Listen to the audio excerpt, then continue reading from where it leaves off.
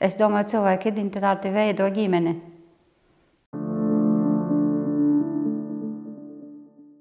Bija Padomju Savienībā, un tad studentus sūtīja tur, kur viņi uzskatīja pa vajadzīgu sūtīt praksē. Tā es arī nonācu. Un kur augstskolā jūs mācījāties? Novosibirskā tirdzniecības augstskolā. Bet fakultāte bija inženieris tehnologs sabiedriskā ēdināšanas. Tur bija tāds nosaukums specialitāte. Tehnologu un organizators sabiedriskās ēdināšanas. Bet mūs gatavoja tādu tieši organizēt to ēdināšanu. Nevis pavaru mākslu, bet tieši kā organizēt to uzņēmumu. Principā es esmu uzņēmējdarbības, 5 gadus nomācījis uzņēmējdarbības vadīšanu. Mūsu izvēle tā nebija, tā bija pieņemta praksa tieši konkrētajā augstskolā, un viņi sūtīja uz Latviju, uz Igauniju, uz Lietuvu, jo augstskola bija ļoti liela, daudz grupas, un tad izklīdēja viņus tieši pa Baltijas valstīm, jo vajadzēja pārņemt praksi, kā labāk to visu norganizēt. Protams, kā Sibīrijā, varbūt tur, kur es dzīvoju un augu, nebija tādas ēdināšanas uzņēmumi, kas bija tradicionāli Latvijā. Latvijā sakarā ar to pirms Pirmās republikas jau bija sena tā tradīcija, restorāni Rīga un tā tālāk. Līdz ar to šeit jau bija tā restorānu un ēdināšanas kultūra daudz augstākā līmenī, un tāpēc arī mūs sūtīja tīri praktisko apsvērumu dēļ. Un sūtīja lielām grupām, mēs bijām 30 cilvēki Saulkrastos un strādājām restorāna Vārava. Tā, priekš manim konkrēti es to nemanīju, jo Sibīrijā ļoti,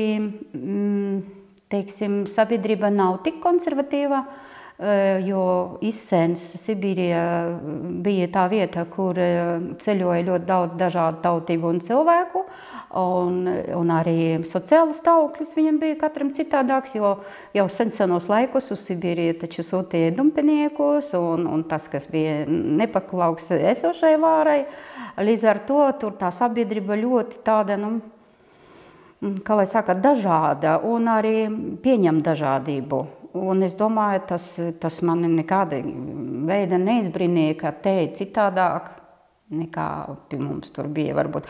Un arī daudz nekas, mēs tikai strādājām, mēs neko citu vairāk neredzējām. Darba kolektīva, es tā nemanīju, ka viņi būtu citādāk cilvēki. Kā es jau minēju, ka Sibīrija bija tik tālu no visādiem tādiem politiskiem centriem iespējamiem, ja?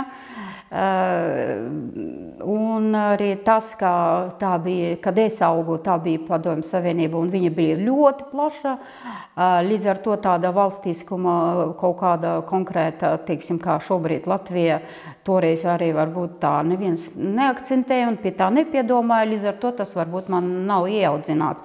Kaut gan, tīri sadzīviski, tīri ģimeniski, protams, kā mums piederība savai tautai ir ieaudzināta, bet tam nav nozīmē ar valstiskumu. Nav nekāda sakara ar Latviju, ne. Kāda es esmu, tāda es esmu, vai tā ir Latvija. Grūti pateikt, es esmu ļoti lojāla pret Latviju un, pret visu, kas te šeit notiek. Un arī pašā sākumā es tāda biju, vispār es pieņemu dažādību un pieņemu arī Latviju un Latvijas sabiedrību viņa visā izpausmē. Es neesmu no konflikta cilvēks, tā. Kā es jau minēju, es vairāk esmu pasaules cilvēks. Ja man liktenis būtu iemetis Amerikā, es noteikti tur arī iedzīvotos. Un es nevaru pateikt, ka man kaut ko īpaši nozīmē konkrēti ārindoli vai konkrēti Latvija vai konkrēti Eiropā. Es jūtos labi tur, kur es esmu šobrīd. Un man nav,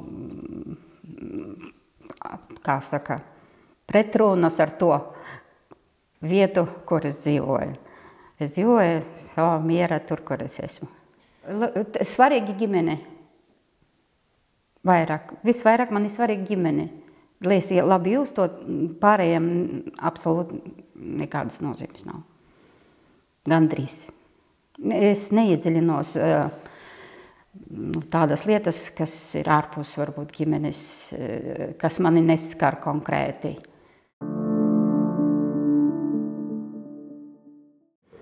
Es vairāk skatos mūsdienās.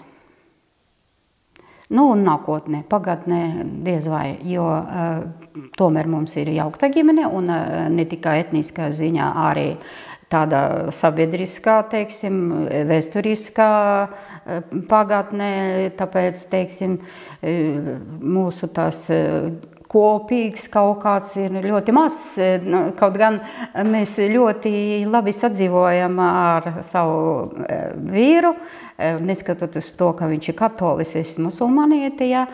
Jūs redzat, mums ir grāmata pa katolicismu, jā, un mums arī augšā ir Korāns.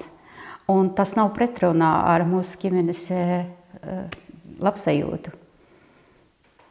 Jo Dievs ir viens visiem. Jā, noteikti, visnotaļ, jo mūsu bērni ir ļoti lojāli, ļoti atvērti dažādībām, dažādiem gan tīri cilvēciskām izpausmēm, etniskām, vēsturiskām un kultūras, muzikas. Mēs esam tādi ļoti, paldies Dievam, mums ir ļoti plašs redzesloks un mēs pieņemam tas, kas ļoti plašs. Teiksim, es tikpat labi pieņemu latgales dziesmas un varu raudāt pie latgales dziesmas, teiksim, kad dzied tā mana valoda, jā, tīrs kā ūdentiņš alotā, jā, un tikpat es varu arī klausīties jakūtus un viņu dziesmu, riklistas dziedājumi, un arī man tas tikpat var sajusmināt.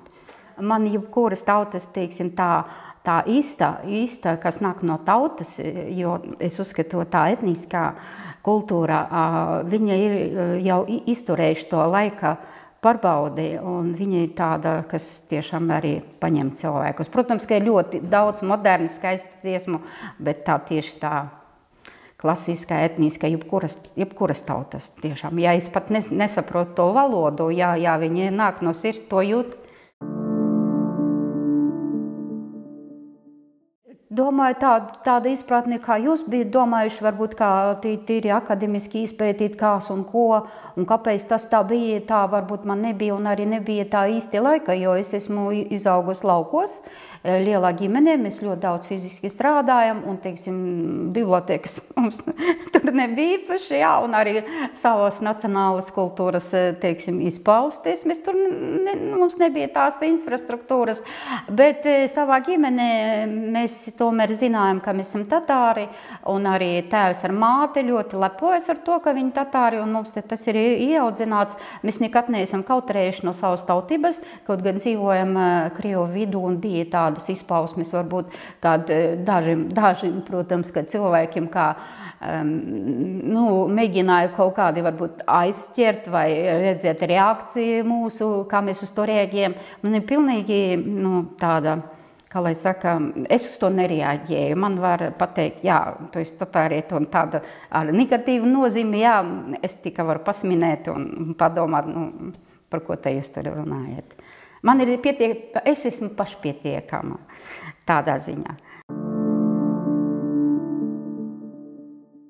Tā vērtība nav šodien radusies. Tā vērtība nāk no ģimenes un ne tikai, teiksim, tur, kur es dzīvoju, es domāju, tas ir daudz dziļāk, daudz senāk. Un es uzskatu, ka viens pats cilvēks, pēkšņi viņš tur pamodās vai piedzīmā un pēkšņi viņam tur apgaismība nāca, jā, un viņš ir tāds, kāds viņš tur no Dieva, protams, ka arī, jā, bet tā ģimenes tradīcijas, kuri nākuši ne tikai, teiksim, no vecvecākiem, bet arī dziļākas tradīcijas, kas nākuši līdzi, jo tas viss nāk jau no ļoti, ļoti seniem sākniem. Tas arī veido identitāte, principā. Identitāte tā ir visa mana ģenetiskā grāmata, kuru es varbūt neparzinu, jā, kā jūs bijat domājuši, es neesmu pētījis, bet es viņu jūtu.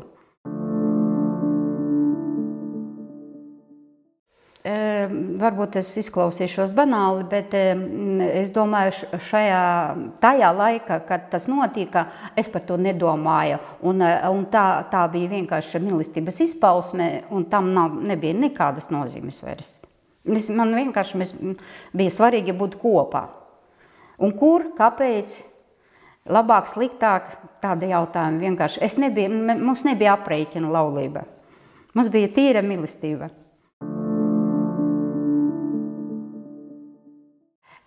Vispirms būtu jābūt labai valdībai, lai cilvēki viņam uzticās un lai cilvēkiem nav šaubu, ka valdība dara visu iespējamo, kas ir viņa resursos, kas saka, viņam ir dotas pilnvaras darīt to, un viņam, protams, ka lielāks iespēja kaut ko mainīt nekā man, kurš nav kaut kur varbūt valdība un ievēlēt, kur es varu izteikties vai ieteikmēt kaut kādu stiprāk. Protams, ka es varu arī kā vienkārši cilvēks varbūt kaut ko mēģināt ieteikt, bet tādas iespējas ir mazākas.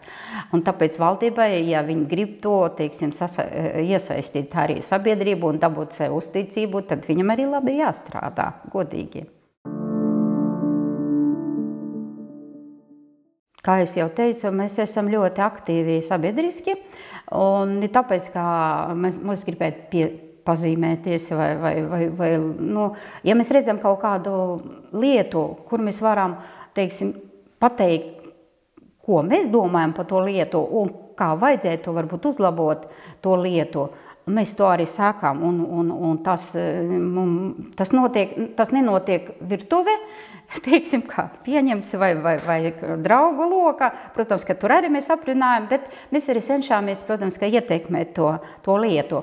Un tad mēs rakstām, es esmu personīgi rakstījusi vairākam iestādēm vēstules, visam, kas saka, lietvedības tiem vajadzīgam rekvizītiem, lai pateikt savu domu par to lietu. Tālāk jau kā viņa tiek ņemta vērā vai neņemta vērā, to es jau vairs nevaru ieteikmēt. Protams, ka es vēl atkārtoti rakstīt, ja man ļoti daudz laika, es varu vēl iet skaidroties tālāk, vai pat, ja tā pilnīgi ignorēšana man tiesību, ka es zinu pilnīgi likumiski, gan ar satversmi, gan ar civilu likumu vai pat kriminālu likumu. Es izlasu pantus, kas man interesē, kur es esmu aizskarta. Protams, ka es visu to izpētu, un tad es pamatotu vēstuli rakstu, un es varu iet arī uz tiesu ar to. Un to mēs arī darām. Un tā mūsu tagadēja ģimene, tā ir ieaudzināta, ka mēs spējam kaut ko ietekmēt. Protams, tas nav viegli, jo valstiskā mašinērija ir diezgan smagnēja. Tas arī viens iemesls, kāpēc cilvēki neiesaistās, jo tas prasa ļoti lielus resursus. Un mums par to algu neviens nemaksā, tā kā, teiksim, tiem valsts ierēdņiem, jā.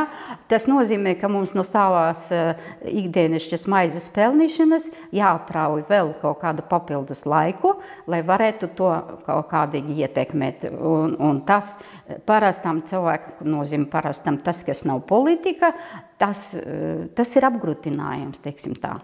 Kas man liek darīt, jo es gribu uzlabot kaut ko, ja es redzu, ka es varu ietekmēt un uzlabot, bet kā es jau arī minēju, man ir zināmie resursi.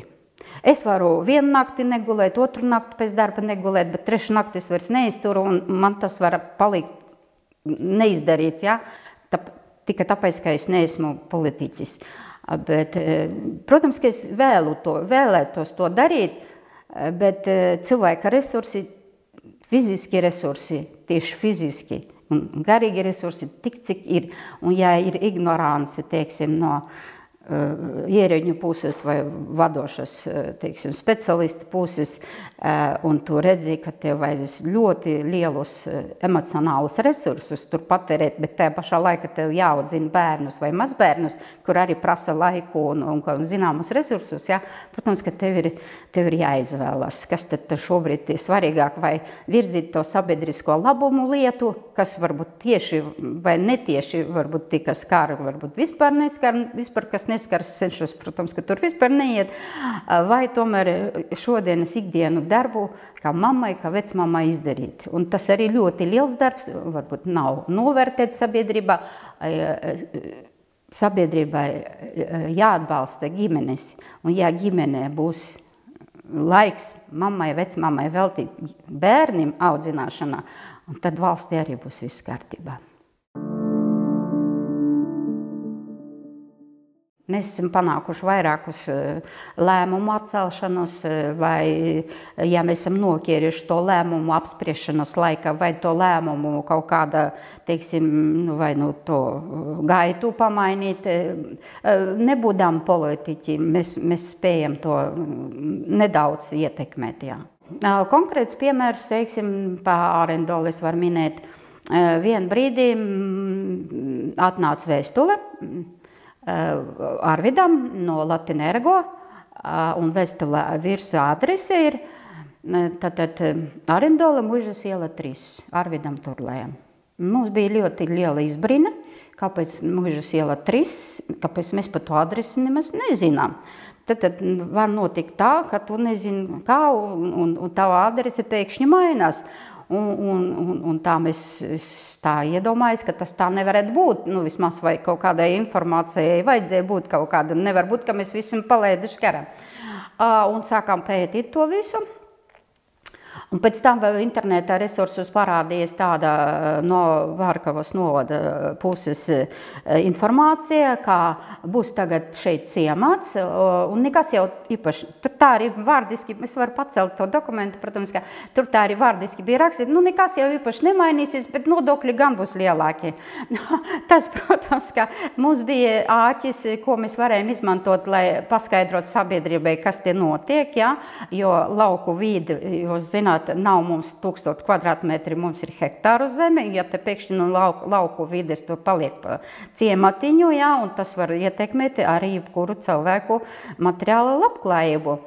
Tas ir viens aspekts, kāpēc mēs par to sākām domāt, un otrais aspekts bija tāds, mans vīrs ir vēsturnieks, viņš ļoti cītīgi arī pēta to vēsturi, arī šitos vietas nosaukumus, kā tos bija pareizi vārds.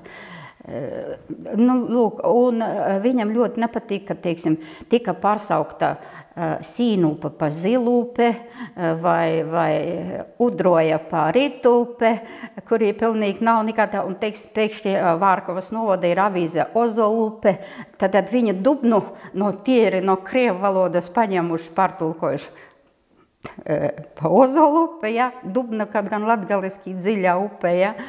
Lūk, un viņš gribēja saglabāt to toponīms, laikam sauc, Arendolas Muižas nosaukumu, kā Arendolas Muiža, lai nav Muižas iela 3, bet konkrēti māja Arendolas Muižā. Un mēs bijām pret to adresi maiņu, mēs prasījām, kāpēc tika adresi mainīta, un ciemats ir ielikt, rakstījām, protams, ka rakstīski oficiāli vēstule, un Vārkavas juristi mums atrakstīja, lūk, ir pants tāds un tāds, kur ir paredzēts, ka dome var pieņemt lēmumu, veidot ciematus, nosaukt ielas, bet labi, pants ir minēt, bet mēs skatāmies to pantu un ceļam apakšā, kas zem tā panta vai pirms tā panta, ja? Viņam nav nemaz tāda tiesība bez sabiedriskas apspriešanas sakt to darīt. Sabiedriska apspriešana nav bijusi. Līdz ar to, protams, ka tas man aizņem laiku, izpētīt likumdošanu konkrētā jomā, jā, es nevaru paturēt visu likumdošanu galvā. Un to mēs arī iesniedzam, un to ciemata status noņēma. Un adresi mums atgriez atpakaļ, mēs esam Arendolas Muižā. Protams, ka jau dzīves laikā varbūt tur mainās sajūtas, teiksim, to pašu muziku, kad tu klausies bērnībā vai kad tu esi pieaudzis, ja? Tu droši vien kaut ko atver priekš sevi vēl kaut kāds cits nezināmas, jo tu jau aug kā cilvēks un tev, tu aug tiešām un arī varbūt tev tās redzesloks paplašinās līdz ar pieredzi. Tu nevar sajust to pašu, kas bērnība un tādu cienījama vecuma kā es, ja. Protams, ka mani pieredze tagad ir lielākā, mani sajūtas ir mainījušas, bet, teiksim, tāda, kad es principā tas ir ļoti interesants jautājums. Citreiz es domāju, vai man daudz ir mainījis mana uztvere kopš manas bērnības vai tādas pusauģu gados, tad, kad man vecmama vēl bija dzīva un mamma, un runājot ar viņam, spriežot pa lietām, ja, es domāju, nē, daudz kardināli nekas nav mainījis. Un tāpēc jau ir identitāte ļoti svarīga ģimene. Jā, atbildot uz jautājumu, ko nozīmē man arendoli priekš maniem, ja, man ir tāda nozīme, ka šeit tā vieta, kur var radoši izpausties bezgalīgi, jo tā vieta ir liela un to darbu ir tik daudz, un katra vieta, ja tu radoši pieeja, tā ir interesanta dzīve. Bet līdz ar to arendolē, protams, ka manas dzīves posmam 20 gadi ir liela nozīme, ka es varēju te izpausties tieši radoši. Es uzskatu, ka arendoli tā ir tas liels maksas darbs, kur varbūt netradicionāls, varbūt ļoti dažāds viņam veidi, jā, kur izpausties, bet tas tiešām ir mākslas darbs. Līdz tam mums bija tāda pieredze, ka mans vīrs uzreiz, ka mēs apprecējamies, paņēma abus gabalu, un mēs paši personīgi cēlam savu dzīvojumu māju, un, protams, ka arī iekārtojams. Celt dzīvojumu māju pašu rokam, tas arī radošs darbs, tāpēc mums bija tā pieredze. Protams, ka tik liels varbūt tas nebija pašums, un tik vēsturiskis tas nebija, tā bija jauna vieta, bet tieši vēsturiskā plāksne mēs mācījāmies. Mēs pētījām, interesi mums bija pa vēsturi, mēs ļoti daudz lasījām literatūru, skatījāmies internete, braukājām apkārt, satīkāmies ar līdzīgi domājušiem cilvēkiem, ņemam viņu labus piemērus, līdz ar to mums bija tāds liels, interesants darbs.